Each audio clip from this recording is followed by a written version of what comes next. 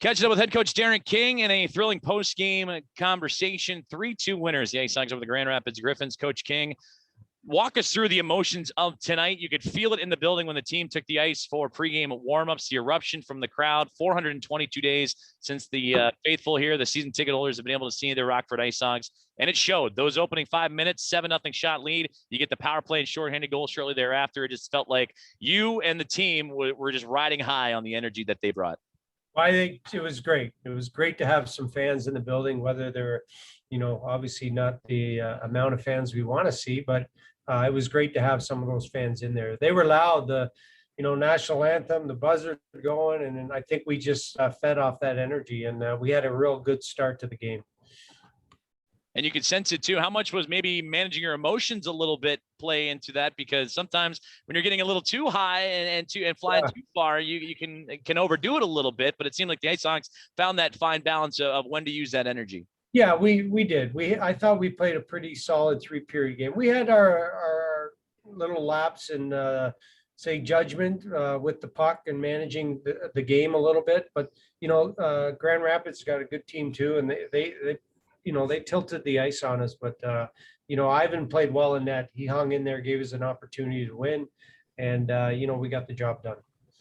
Brandon Peary starts off the scoring with a power play goal. He is now on a IceHogs season high 5-game point streak, and he's only played 5 games for you. I know he's been up and down between the IceHogs and the Chicago Blackhawks taxi squad, but it just seems like if Brandon Peary's on the ice, a difference has already been made. Yeah, obviously a guy that caliber of player, the talent he has, this is what he does. He scores goals. So when he's in your lineup, you got to take advantage of it. And this is what he does. So our team's a lot better with him in it.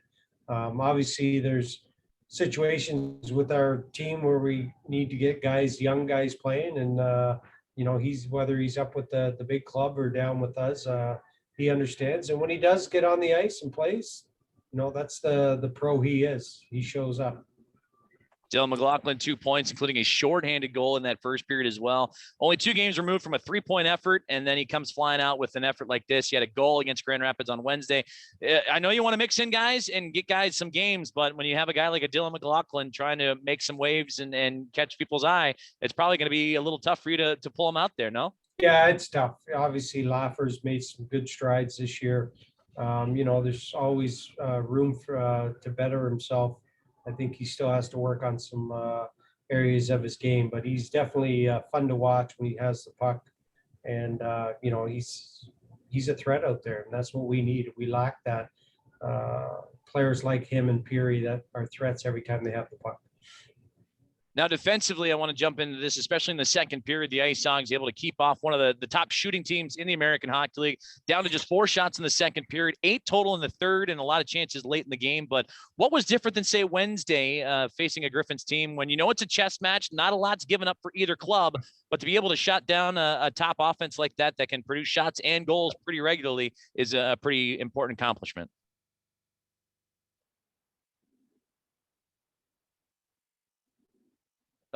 Derek, I think you froze up on us, sir. I think we lost you there for a minute. Hopefully we'll come back. You're back now. Oh, we see him now. Okay, did you hear my question? Sorry. Yeah. So I answered it, but you froze. But yeah, I think the big thing here is we know that the team can, put some numbers up. The offensively minded team, right? So I thought we did a much better job in the neutral zone, clogging things up, created some more turnovers, made them dump the puck a lot more than giving them that free play coming through the neutral zone. So hats off to our guys. We stepped up and then we did a good job.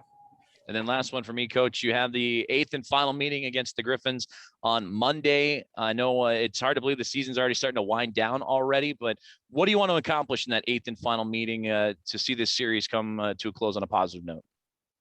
Well, we looked at it as a 3-game series. So it's 1-1 going into their building. They had home ice advantage, and now we got to go and steal a game from them to move on. So that's how we're going to look at it, approach it. It's game 7 and see how our guys react. Greg, take her away.